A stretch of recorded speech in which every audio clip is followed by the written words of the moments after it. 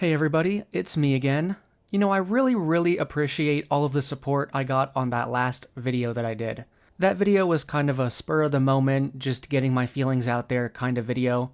It was really fun to make, so I'm gonna make more. I read pretty much all of your comments. They were all really nice, and I really appreciate that. This video is gonna be about my experience drawing Not Safe for Work, which I've mentioned a few times in my videos, but nothing really in detail.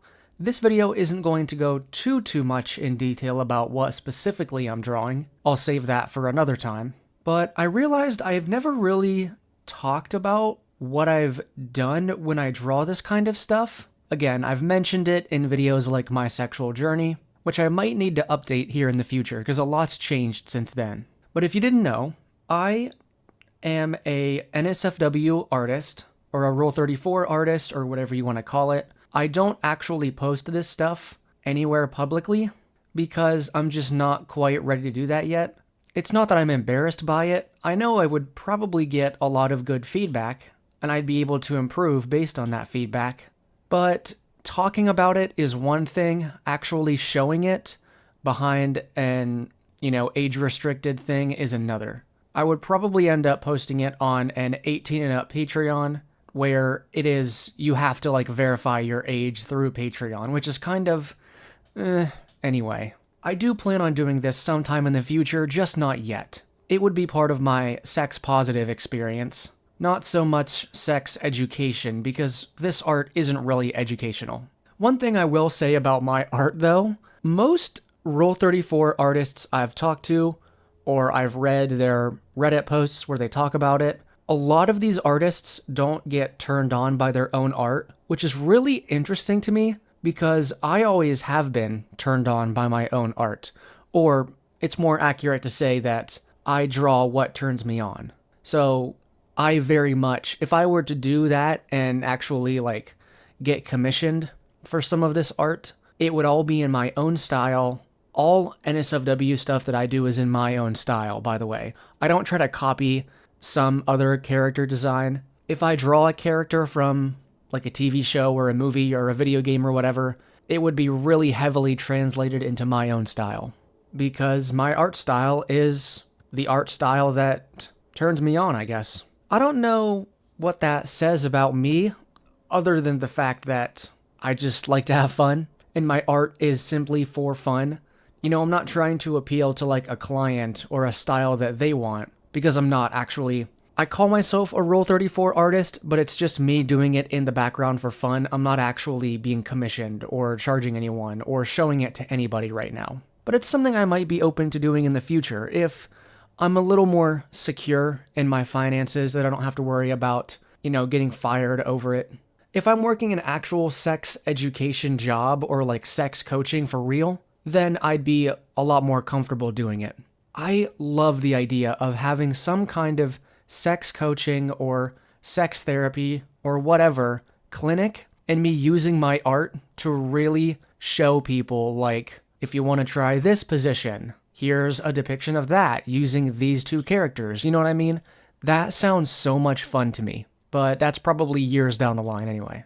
But as you may have guessed, just from what you have seen, I end up funneling a lot of my own fantasies into my art. And that's something that I've always tried to hide a little bit, but I'm getting more comfortable showing that off. In my character designs and whatever kind of hairstyles or stuff that my characters end up having, or, certain proportions or characters that have certain dynamics. A lot of my own fantasies go into that. I will say I've gotten a lot better at separating art that is purely sexual, which I don't post publicly, from my art that is more so just suggestive or showy. A lot of this will make sense in the next video, which I just announced today. It's about the vulva, and this video is going to be really ambitious. It's going to be really revealing. I'm going to push the line of what I can show on this platform. The definition of porn is really going to be challenged in this video because I'm showing you actual genitalia, certain acts that are going to be really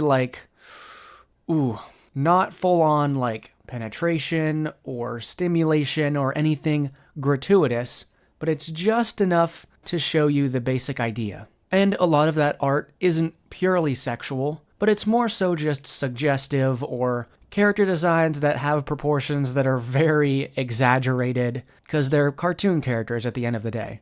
I don't have a very realistic art style. It's very exaggerated proportions. That's just what I'm into, and it's the art style that I kind of fell into because I'm not naturally talented or I didn't start. I've improved a lot over the years, but I wasn't like great at art, and that's what drove me to do this. It wasn't that kind of situation. A lot of those artists end up drawing very realistic pornography. That's not what I'm doing. Mine is very cartoony, exaggerated, and that gives me room to focus on the characters and the story rather than very specific circumstances like lighting and super realism and textured skin. That's not what I'd like to do. I guess my experience drawing this stuff has been, I've been drawing it probably for about a decade, but I didn't seriously start cataloging and archiving references to use and saving my work digitally until about maybe 3 or 4 years ago. I have an archive of not safe for work references, animations, videos, other things, and I also save my own work that I end up making. I save it as an archive, but over the years I've had a very extensive archive that I've ended up deleting a few times because my old erotophobia catches up with me, or like I panic, and I think people are going to see it somehow, so I end up deleting it. So some of my best work is unfortunately lost media now. It's completely gone. Some of my favorite stuff was right when I was really starting to take it seriously, and it's just gone now because for one reason or another, I ended up panicking and deleting it all. So I'd love to release, like in a big collection one day, my NSFW stuff over the years, but unfortunately most of it has been lost. So all I can really do is describe it to you, which I'll save that for another video, but it went pretty far.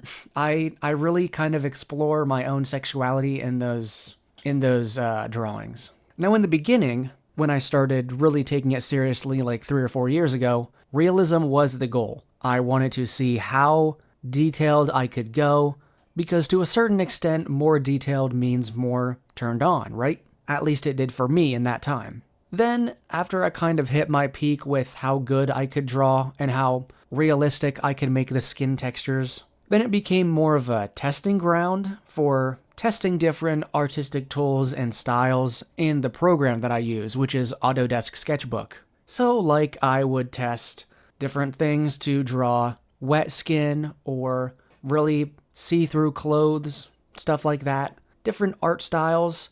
Right now, I'm kind of testing watercolor, which has been really fun. Not for the line art, but for, like, backgrounds. I've always been kind of bad at drawing backgrounds, honestly. I've gotten a lot better at it since I started doing backgrounds that are just watercolor and kind of abstract. But nowadays, the Rule 34 that I do is just for fun. Obviously, I don't share it. There's no monetary incentive behind it.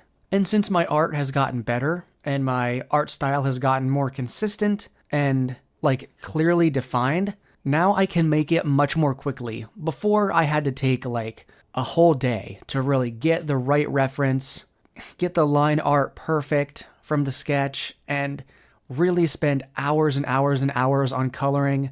But now I can just crank one out in like 30 minutes. Sure, it's not as detailed, but it's much more character focused, if that makes sense. I've talked about the 12-hour edge. I have a video on the other channel talking about this, but I have a whole process when I make NSFW art, or Rule 34. It's kind of the same idea. Not so much Rule 34 specifically, because I almost never do true Rule 34. Like, I don't take a character from a TV show and draw a fantasy. I never do that. I just draw my own characters that I make up myself. But the process is, and this process I've learned, again, I wouldn't recommend you go fully into this, but as a practice for kind of expanding your knowledge of NSFW concepts and being more comfortable exploring your sexuality through artistic means, it's something that I would say has really worked for me if you're at all artistically inclined.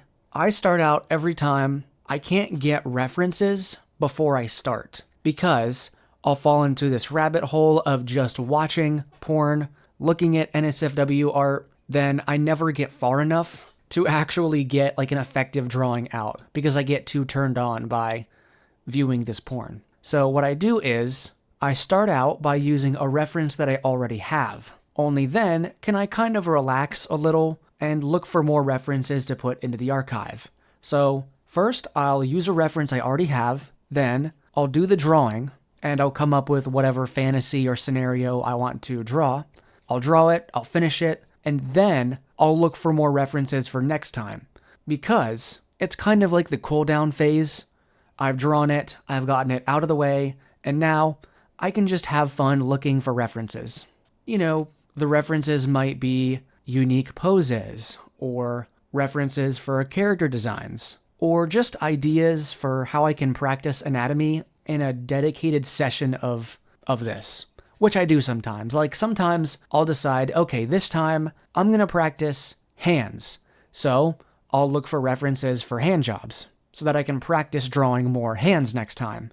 That's how I get better at my art. And that's why drawing spicy art like this can really accelerate how good you are at drawing anatomy. Anatomy.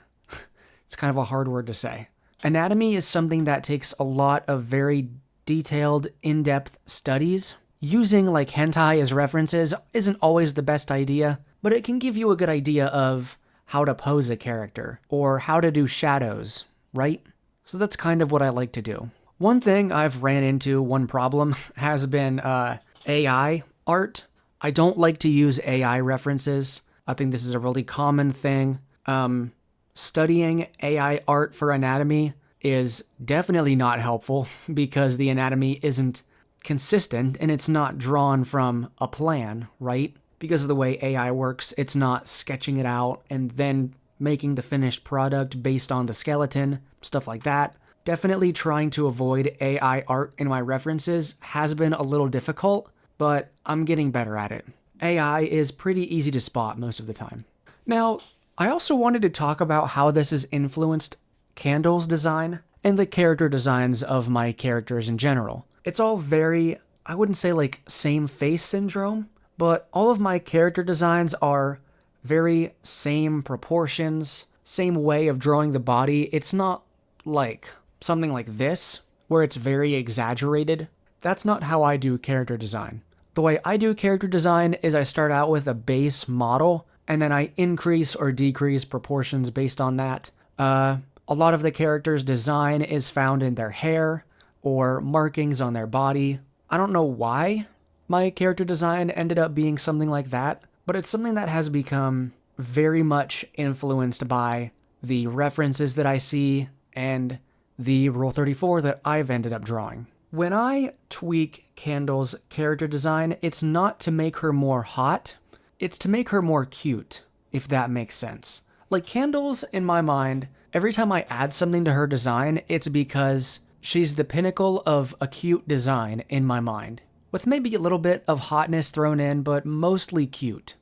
Like 90% just cute. Things like certain markings on the body or freckles, that was a big part of it when I added those. The little ears in the back, big eyes, hearts for pupils, you know, stuff like that. So some of my character designs, depending on what I am going to end up using that character design for, they'll be designed differently to be as cute as possible or as hot as possible. When I draw candles or characters for my videos, they're as cute as possible.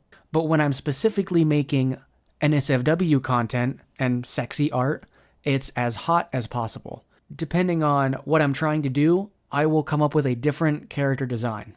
So that's just something that probably isn't unique to me and my art, but that's something that I've experienced as a not safe for work artist. When it comes to animations though, I've tried my hand at a few animations. Nothing great so far, if I'm going to be honest.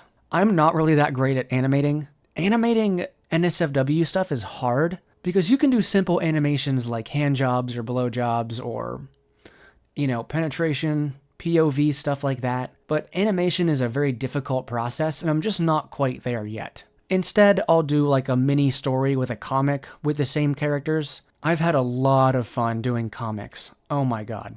None of which I'm comfortable showing yet, but one of the reasons I haven't shared any of this yet with you guys is because, I mean, you guys know, my art style involves a lot of exaggerated proportions.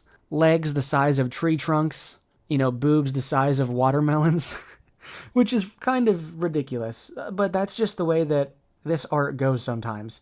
That effect is applied to a comical degree when I do like sexy art and art depicting actual sexual situations. I tend to get carried away whenever I draw this kind of stuff. At the beginning, I'll start drawing a penis that's like relatively normal, maybe on the outer limits of what's can naturally occur. And then towards the end of the session, I'm drawing dicks the size of like actual fire hoses or like tree trunks. And it creates this situation where when I look at my NSFW art after the fact, after I've had this really fun session of making it, afterwards I'm like, oh my god, what was I thinking? That looks just so goofy. But in the moment, it's really attractive because it kind of lowers your inhibitions when you're in the moment, right? And that's something that I'd like to really do detailed studies on in the future. I love the idea of going through all of my pornographic art in a video and really seeing what I've done over the course of my sexual journey and seeing, like, psychoanalyzing, like, okay, I tended to draw this characters that looked like this, or these kind of experiences. This is how I limited myself back in the day because I was afraid of corny dialogue, or I was afraid to draw situations that were a little too close to real life, or, stuff like that. And there's a really interesting psychoanalysis you can do of someone's Rule 34 that they've completely drawn themselves. Analyzing fantasies would be so interesting as a project for me. I'm just not quite ready to show all of that yet. But in the future, I could see myself having a completely 18 and up Patreon, because while I believe this information should be out there to anybody, I understand why it's basically porn. You have to restrict it to a certain age. That's totally fine. I could totally see myself making a video where I just completely go through all of my NSFW art, seeing what you guys who are 18 and up, what you guys think, what's your like psychoanalysis of me, right? Because based on some of the characters that I've drawn, some of the situations, and that could color your experience, your sexual experience. That could be so much fun. And I'd love to start putting out, like, I can't actually depict sex between the characters in my videos, right? Because I just can't do that because of YouTube rules, and that's fair. I'm gonna try to abide by the bare skin of my teeth, YouTube's rules when it comes to posting that kind of content. I just can't do it. Not to the fullest extent. But maybe in the future, who knows? I could have a community of purely people who are over the age of 18, and I could put out the sex component of that, just for fun and for sex positivity. Rule 34 is seen as a very degenerate, gooner type hobby, and to some extent, it kind of is, depending on your relationship with it. But the way I do it is like once a week, when I have nothing else going on that day, I have a lot of free time, and it's just for fun. It's very exploratory. I combine it with an experience where now I can draw, and then I can use my toys, and it's a very holistic, full-body experience, because you have, experiencing it in your mind, drawing it. Then you get the physical sensations through the toys. If I would be privileged enough in the future to have a partner that also likes drawing it, we could exchange art. I could draw them in my art, draw out their fantasies. Like, oh man, that would just be so awesome. We're not there yet, I'm planning on getting into dating a little bit more here in the future, but I'm not quite ready yet. But I feel like I've made a lot of progress in getting over my own sexual hang-ups that I might be comfortable enough sometime soon in the future. So, and me talking about my habits and my hobbies, like drawing art, drawing that kind of stuff, putting that out on YouTube. It's not exactly purely educational, but reading your comments from the last video where I talked about sex toys, it really kind of opened my eyes to the possibilities. I don't have to wait to put out a huge video just to, get things out there on YouTube that might help somebody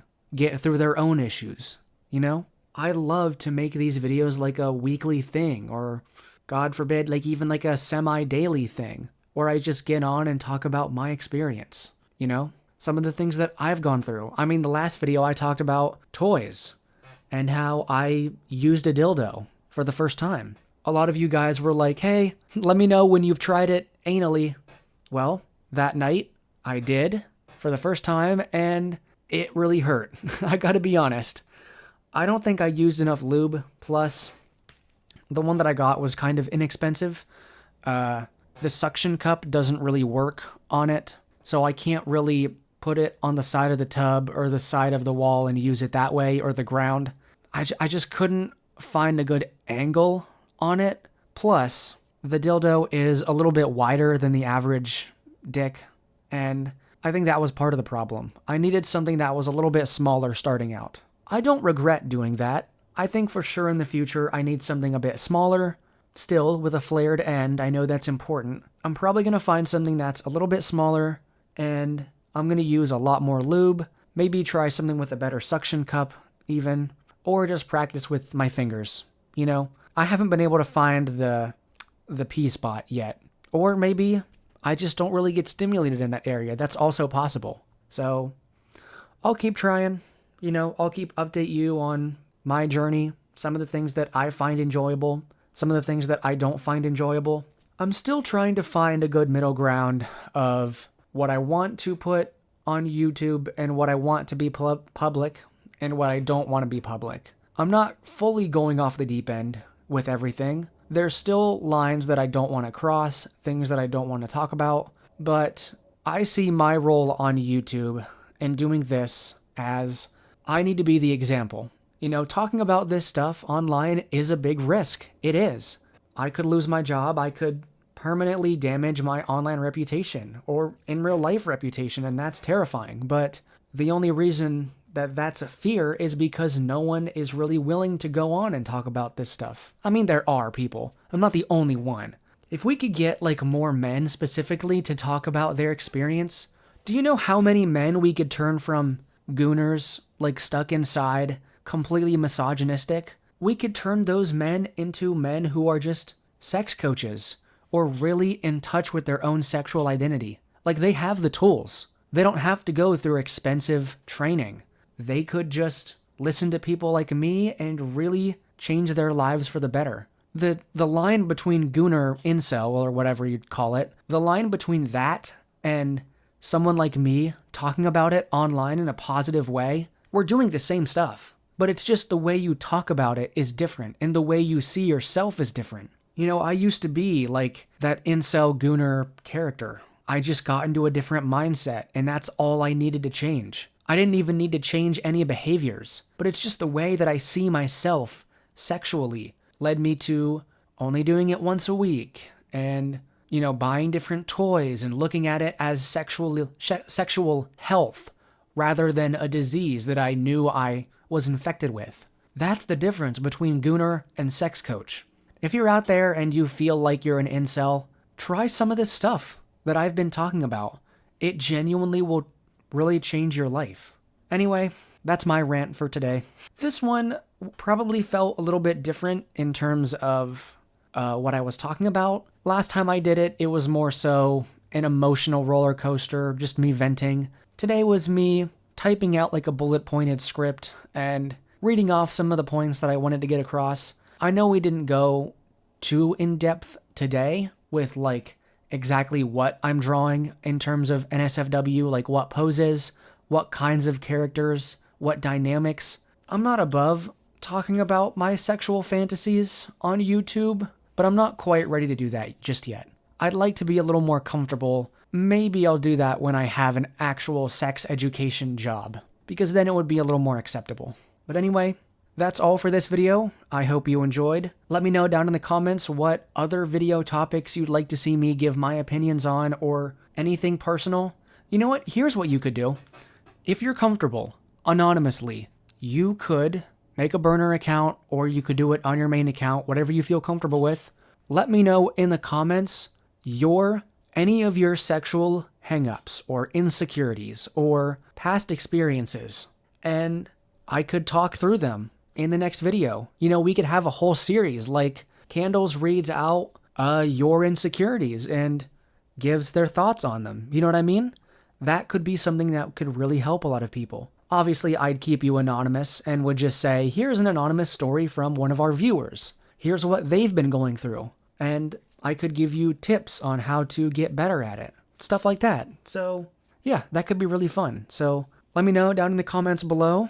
If you do give your own story, be sure to specify that you're comfortable with me sharing it, and I totally will. Thank you everybody so much for watching. The next main channel video is coming soon-ish. There's still a lot of moving parts that I need to get finished with, but we're making a lot of progress. So thank you everybody so much for watching.